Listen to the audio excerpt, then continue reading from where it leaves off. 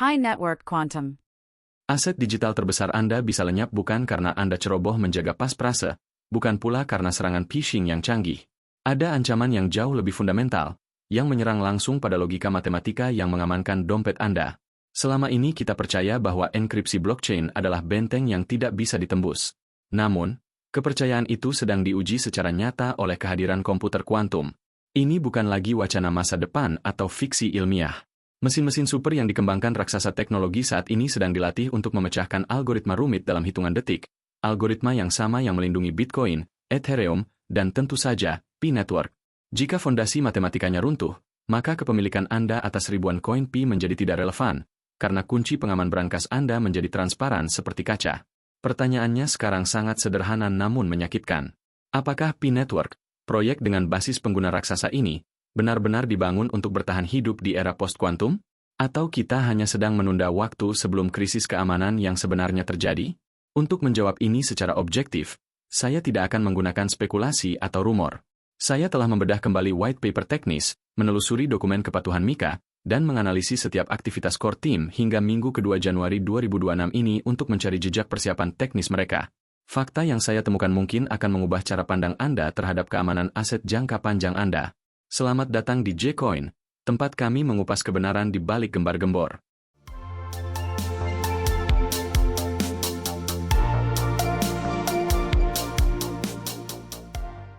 Ancaman kuantum 101, jam yang berdetik. Sebelum kita masuk ke dalam arsitektur P-Network, Anda harus memahami dulu sifat dari ancaman ini. Banyak orang salah mengira bahwa komputer kuantum hanyalah komputer yang lebih cepat. Itu pemahaman yang keliru. Komputer kuantum adalah mesin yang bekerja dengan logika alam semesta yang sama sekali berbeda. Bayangkan Anda memiliki sebuah gamebox dengan miliaran kombinasi angka. Komputer klasik yang kita gunakan hari ini, mulai dari laptop hingga superkomputer tercanggih, bekerja secara linear. Mereka mencoba kombinasi satu persatu, 001, 002, 003, dan seterusnya. Untuk memecahkan enkripsi standar perbankan atau blockchain, komputer klasik membutuhkan waktu ribuan hingga jutaan tahun. Itulah sebabnya aset kita aman hari ini. Namun, komputer kuantum tidak bekerja secara linear. Melalui prinsip superposisi, mereka tidak mencoba satu kunci dalam satu waktu. Mereka memiliki kemampuan untuk mencoba semua kemungkinan kombinasi secara bersamaan dalam satu detik yang sama. Gamebox yang butuh jutaan tahun untuk dibuka oleh superkomputer, bisa terbuka dalam hitungan jam, bahkan menit, oleh komputer kuantum yang stabil. Kunci kehancuran ini bernama Shor's algorithm. Ditemukan oleh matematikawan Peter Shor, algoritma ini adalah metode sistematis yang dirancang khusus untuk memfaktorkan angka besar, basis utama dari hampir seluruh keamanan internet dan kriptografi blockchain saat ini. Selama 2 dekade, Shor's algorithm hanya menjadi teori di atas kertas karena kita belum memiliki mesin yang cukup kuat untuk menjalankannya. Tapi hari ini, mesin itu sudah ada di depan mata. Data terbaru menunjukkan percepatan yang mengkhawatirkan. Roadmap IBM menargetkan sistem fault-tolerant dengan modul Starling yang mampu mengoreksi error kuantum dalam skala besar mulai tahun 2029. Sementara Google, dengan prosesor penerus Shkamore mereka, telah mendemonstrasikan kemampuan error correction yang menjadi syarat mutlak untuk menjalankan Shor's algorithm secara efektif. Kita tidak lagi berbicara tentang jika, melainkan kapan. Jendela waktunya semakin sempit. Para ahli keamanan siber menyebut ini sebagai masalah harvest now, decrypt later. Data yang dicuri hari ini mungkin belum bisa dibaca, tapi bisa disimpan dan dibuka paksa 5 tahun lagi saat mesinnya siap. Logikanya sederhana. Jika Bitcoin dengan kapitalisasi pasar triliunan dolar terancam, jika Ethereum harus melakukan upgrade besar-besaran untuk bertahan, apakah P-Network kebal? Jawabannya tidak ada pada harga koin atau jumlah pioner, melainkan terkubur dalam fondasi teknologinya yang akan kita bedah sekarang. Deep Dive, bedah kriptografi P-Network. Untuk memahami seberapa rentan posisi kita tidak bisa hanya melihat antarmuka aplikasi di ponsel. Kita harus membongkar mesin yang menggerakkannya. Berdasarkan dokumen white paper teknis yang dirilis secara resmi di Minepi.com, dinyatakan dengan sangat jelas bahwa P-Network dibangun di atas Stellar Consensus Protocol atau SCP. Ini adalah pilihan teknologi yang cerdas untuk skalabilitas dan efisiensi energi, namun SCP, seperti halnya mayoritas infrastruktur blockchain modern saat ini, memiliki ketergantungan fatal pada satu jenis matematika tertentu. Sistem ini bergantung pada elliptic curve kriptografi atau ECC untuk mengelola tanda tangan digital Anda. Inilah mekanisme yang menghasilkan pasangan kunci publik dan kunci privat dompet Anda. Di dunia komputasi klasik saat ini, matematika kurva eliptik adalah benteng yang kokoh. Hubungan antara kunci publik dan privat bersifat satu arah. Sangat mudah membuat kunci publik dari kunci privat, tetapi mustahil secara komputasi untuk melakukan sebaliknya. Namun, justru disinilah letak masalahnya. Di hadapan komputer kuantum, ECC adalah target yang paling empuk. Sifat matematika dari kurva eliptik membuatnya jauh lebih mudah dipecahkan oleh algoritma kuantum dibandingkan metode enkripsi lama seperti RSA. Jika P-network terus bertahan menggunakan standar industri saat ini tanpa lapisan perlindungan tambahan, maka secara teoritis, tembok yang melindungi aset Anda akan runtuh. Seorang penyerang dengan komputer kuantum tidak perlu meretas server atau mencuri pas perasa Anda. Mereka cukup mengambil kunci publik Anda, yang tersedia bebas dan transparan di Blockchain Explorer, lalu menggunakan algoritma untuk menghitung mundur dan menemukan kunci privat Anda.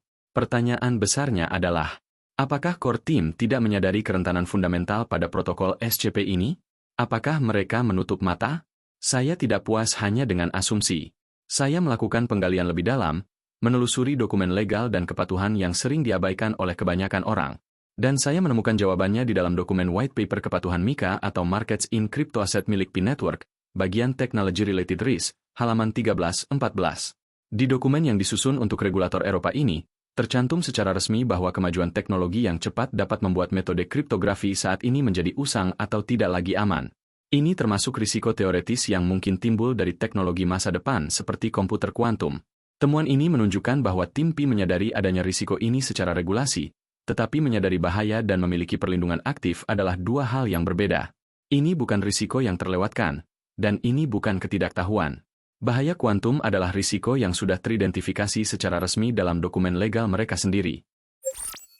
The Reality Check, update terbaru dan kesiapan. Mari kita geser fokus dari dokumen legal ke tindakan nyata di lapangan. Mengetahui bahaya adalah satu hal, tetapi membangun pertahanan adalah hal yang sama sekali berbeda. Apakah kesadaran risiko yang tertulis di dokumen MiCA tadi sudah diterjemahkan menjadi kode pemrograman yang aman? Untuk menjawab ini, saya memantau secara ketat seluruh saluran komunikasi resmi Core Team hingga Minggu kedua Januari 2026 ini. Jika Anda melihat akun resmi XP Core Team, terutama di sekitar tanggal 7 Januari lalu, narasi utama yang sedang dibangun sangat jelas. Fokus mereka saat ini adalah pada pusat keamanan atau safety center. Mereka gencar memberikan edukasi tentang perlindungan akun, peringatan terhadap akun palsu, dan menghindari taktik para scammer. Selain itu, dari sisi teknis, kita melihat peluncuran upgrade protokol versi 23 dan integrasi kecerdasan buatan atau AI yang lebih dalam untuk proses KYC. Jangan salah paham, ini adalah langkah yang sangat positif. Upgrade protokol versi 23 menjanjikan efisiensi jaringan yang lebih baik, dan AI dalam KYC mempercepat validasi identitas jutaan pioner yang masih antri. Ini penting untuk kesehatan ekosistem saat ini. Namun, disinilah saya menemukan celah yang menganga. Dalam penelusuran intensif saya selama 2 minggu terakhir, membedah setiap baris blog resmi dan pengumuman teknis backend, saya belum menemukan satupun penyebutan spesifik mengenai implementasi post-quantum cryptography.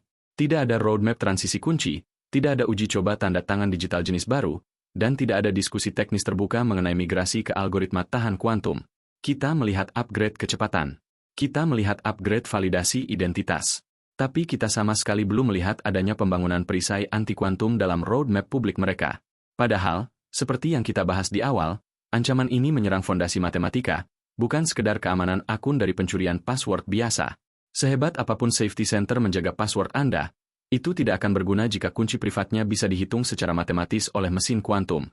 Secara objektif, sebagai analis, saya harus adil. Ketiadaan ini bisa dimaklumi mengingat standar global untuk kriptografi pasca kuantum dari NIST atau National Institute of Standards and Technology, juga baru saja memasuki tahap finalisasi dan standarisasi yang matang. Industri kripto secara keseluruhan memang sedang dalam masa transisi. Akan tetapi, bagi proyek sebesar P-network yang mengklaim bervisi jangka panjang dengan basis pengguna lebih dari 100 juta orang, ini tetap menjadi pekerjaan rumah raksasa yang belum diselesaikan. Diamnya core team mengenai isu spesifik ini menimbulkan ketidakpastian. Apakah mereka sedang mengerjakannya secara rahasia di belakang layar, ataukah mereka menunggu industri lain bergerak duluan? Keterlambatan dalam mengadopsi standar ini bukan sekedar masalah teknis. Ini adalah pertaruhan atas kepercayaan seluruh komunitas.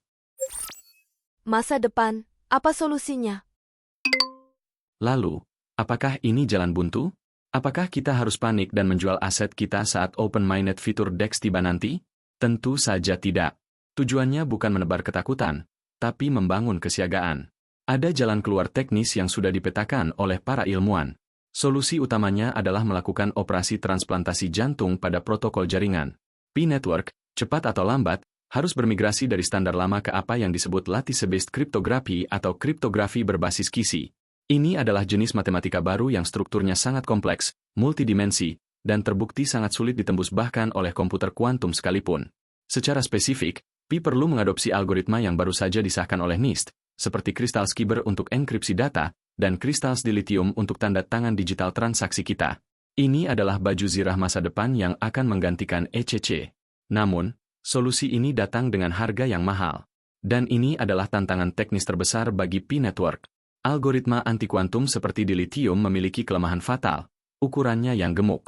Kunci publik dan tanda tangan digital yang dihasilkan oleh algoritma ini membutuhkan ukuran data yang jauh lebih besar, bisa puluhan kali lipat lebih berat dibandingkan kunci ECC yang ramping dan ringan yang kita pakai sekarang. Ingatlah filosofi dasar Pi, mining di ponsel, ringan, dan hemat energi. Jika P-Network mengadopsi standar keamanan berat ini, pertanyaannya adalah, apakah jaringan mobile kita sanggup menanganinya?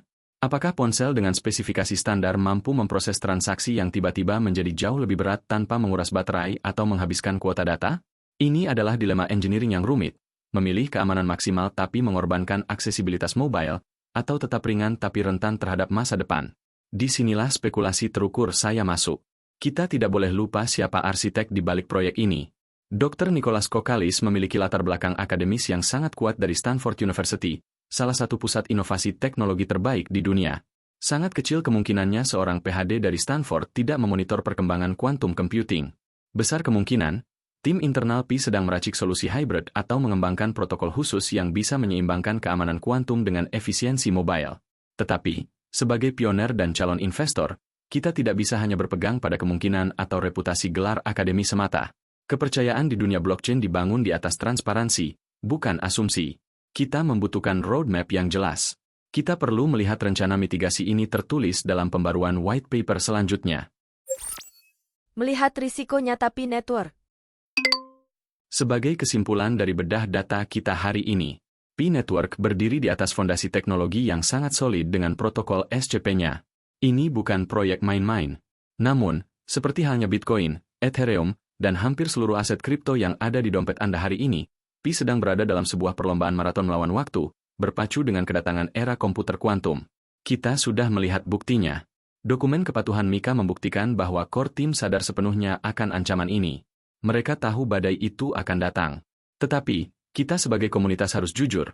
Sampai detik video ini dibuat, kita belum melihat mereka mengeluarkan senjata rahasia atau perisai anti-kuantum itu dari gudang senjata mereka.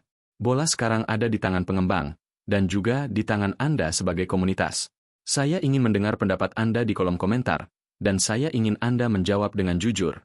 Melihat risiko nyata ini, mana yang menurut Anda harus diambil oleh Dr. Nicholas dan timnya? Apakah core team wajib memprioritaskan pengembangan fitur quantum resistance di tahun 2026 ini demi keamanan aset Anda selamanya, meskipun itu berarti penundaan teknis lainnya? Atau lupakan dulu soal ancaman kuantum, yang penting open-minded fitur DEX dan AMM terjadi sekarang juga, apapun risikonya nanti? Tulis argumen terbaik Anda di bawah. Diskusi ini penting agar suara komunitas didengar. Jika Anda merasa analisis berbasis data seperti ini bermanfaat dan membuka wawasan, tekan tombol like, tombol hype, dan pastikan Anda sudah subscribe. Karena di channel J-Coin, kita berbicara fakta, bukan sekadar harapan. Tetap kritis, tetap cerdas. Sampai jumpa di analisis berikutnya.